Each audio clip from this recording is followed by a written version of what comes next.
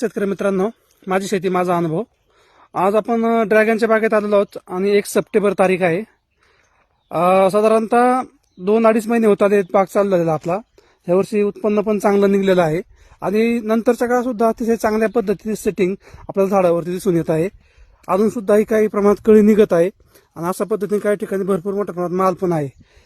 ही condition खूप चांगली आहे आणि अशाच पद्धतीने माल लागत राहिला तर आपल्याला चांगल्या पद्धतीने टनेज भेटणार आहे. या ठिकाणी जर आपण पाहिलं तर भरपूर मोठ्या प्रमाणात फळं आहेत आणि सगळी फळं आता खूप चांगल्या साईजनी मोठी होताना दिसून येत आहेत. या ठिकाणी पाहिलं तर अशा पद्धतीने ही कलर काही अशा कलरचे आहेत, काही थोडे हिरव्या कलरमध्ये आहेत, काही याच्यापेक्षा छोटी आहेत यामध्ये. आणि आता नवीन काही फुलं पण उमलताना दिसून येत आहे. आणि अशीच कंडिशन जर राहिली तर या वर्षी आपल्याला पहिल्याच वर्षीचं जे काही उत्पन्न असेल, टनेज असेल, ते खूप चांगल्या पद्धतीचं असणार आहे. आणि आपण शेवटपर्यंत याचा सगळा हिशोब ठेवणार आहे की आपल्याला खरंच चांगलं उत्पन्न भेटतंय का, आणि त्या पद्धतीने आपण प्रयत्न करणार आहोत.